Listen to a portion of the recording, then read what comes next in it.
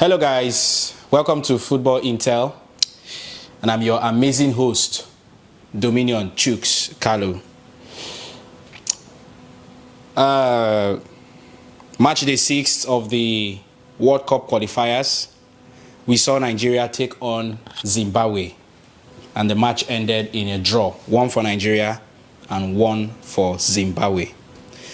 You see, before the build up to this game, fans of Nigerians out there, many of them were being interviewed, were asked questions.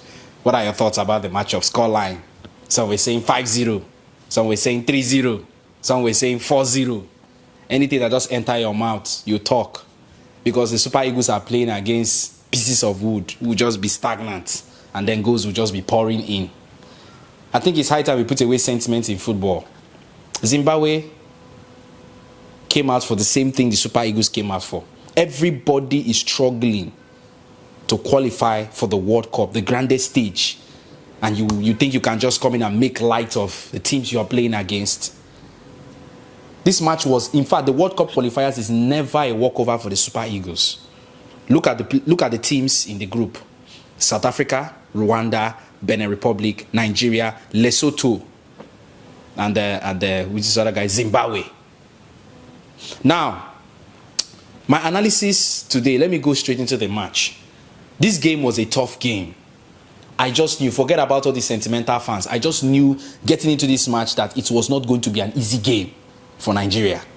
Well, we are very happy for the heroics back at Rwanda, where they beat Rwanda 2-0. I was happy and excited.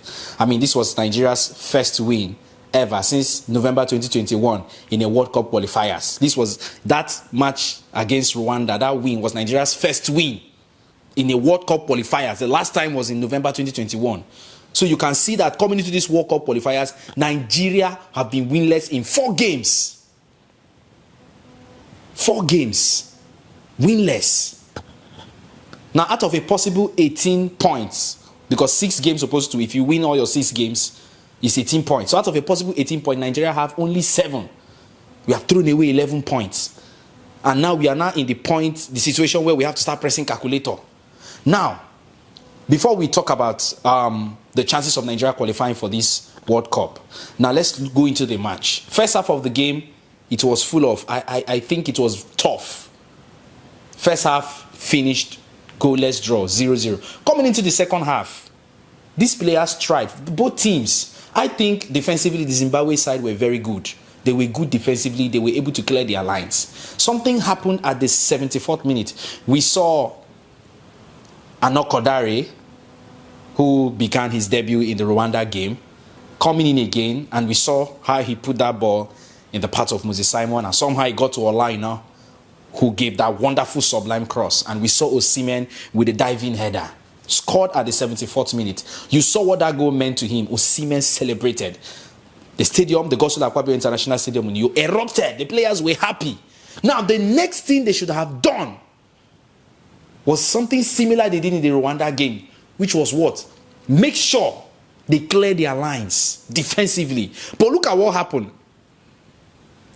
I think the first mistake that was made, few minutes after Osimhen scored, the Super Eagles should have used that to learn a lesson. We saw Wabali trying to go get the ball, but somehow the ball eluded him. The only thing that saved Super Eagles from not conceding few minutes after Osimhen scored was the crossbar. The ball hit the crossbar where Zimbabwe should have scored, and the crossbar denied them.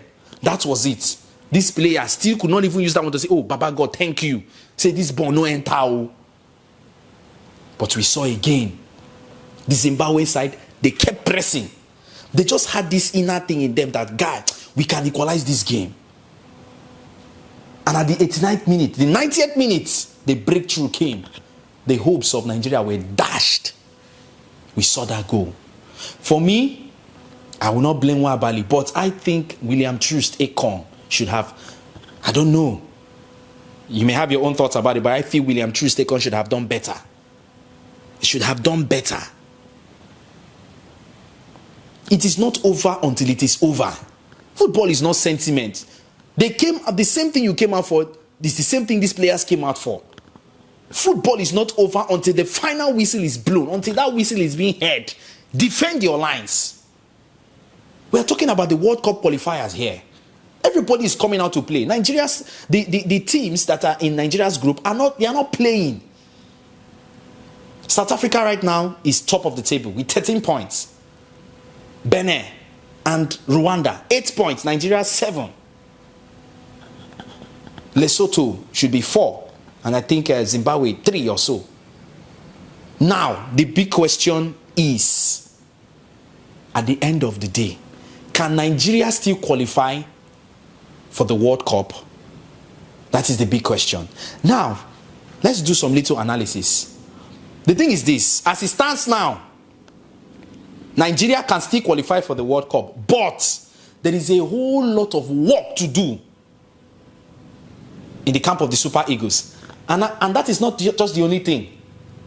They also need help from elsewhere. When I mean help from elsewhere, I'm talking about from the other teams who will have to beat each other and then create that chance for them to qualify. Now, look at this. On September 1st, Nigeria will be hosting Rwanda. Then, on the 8th of September, Nigeria will go to play against South Africa. Now, the question is this: will Nigeria win those matches? Okay, let's assume they beat Rwanda in the Godswill Akpabio Stadium. Will they go to South Africa and beat South Africans? We cannot deny the fact that the Bafana Bafana of South Africa now, they are hot cake. They are hot cake. Do you think Super Eagles can go to their home and beat them? Have you watched the Bafana Bafana play? Even Rwanda.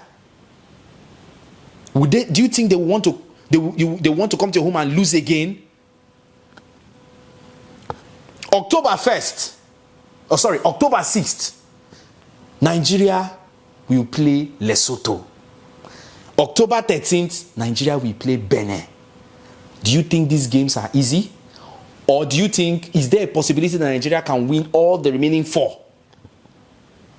That is the question. That is why I said there's a lot of work to be done, and they also have to rely on support from elsewhere. For me, I think so far in this campaign, I don't want to blame anybody. Osimhen has been excellent. I mean, 3 goals in 2 matches. The first against Rwanda, 2 goals, then coming to score and the only goal for Nigeria in this game today. Osimhen was so good. But defensively, I think Nigerians should have defended their lines. Because today's game, Rwanda drew, Benin lost. So this was an opportunity for Nigeria to, but because they didn't clear their lines, the signal came. The signal came at that minute. They should have defended. Crossbar. Oh my God, we were lucky. Even Sowa Abali went to the bar, to the goal post. Then it was like as if he was congratulating the bar for at least saving him. Now, bar, you do this one. That should have even served as an eye-opener. Or more, guys, we got lucky. Let's see how we can lock up. But it's quite unfortunate that the score line ended that way. And I know very well it was a disappointing. See, the result today was a disappointing result. That means in the entire 6 games, Nigeria has only won 1 out of 6 games. Ah, man. It's not a. I would like to get your thoughts in the comment section. Do you think from these remaining 4 games to go, 2 will be played in September, 2 will be played in October, do you think Nigeria will scale through? Please help us in the comment section. Let us know if you think so. Because South Africa is out for this. Benin is out for this. Rwanda is out for this. So I wonder. I just wonder. But let me get your thoughts in the comment section. What do you think about the game today? Drop your thoughts. And do you also think Nigeria can qualify for the World Cup? Is there a possibility of winning the remaining 4 games against these teams? Is it possible for Nigeria to do that? I'd love to get your thoughts in the comment section. And for those of you that are joining us for the very first time, you're welcome. This is Football Intel. Please do well to hit the subscribe button, subscribe to this channel. And of course, do not forget the notification bell, very important. Hit the notification bell, select all notifications so that you don't get to miss a video whenever we drop. And to those of you our subscribers, we are very grateful to you guys. Thank you so much. Yeah, it was also good to see what's his name, Prince Dube. For those of you that have been following us on our channel, You can check our social media handles. Mr. Victor currently is in the city of Uyo, and he had some nice moments with Prince Dube. It was so wonderful. Yeah, I couldn't make it to Akwa Ibom, Uyo, the Gospel International Stadium, because of my engagement right here in the city of Port Harcourt. But it was great to see Mr. Victor representing Africa, representing Football Intel, and doing what a Pan-Africanist does. So great to see him there, and I believe he too will be dropping his own reactions to the game later on. Thank you so much, guys, for following us on this channel. Please, for those of you that are yet to follow us on our social media handles, you're missing a lot. Go to our Instagram, our TikTok, our Facebook. It's on fire. So go there, join us, follow us, Football Inter Africa, and I tell you, you will experience nothing but premium entertainment. All right, at this juncture, I'll be drawing the curtain. I still remain your agile and amazing host of this platform, Mr. Dominion Chuks Kalu, saying bye for now, and African football to the world.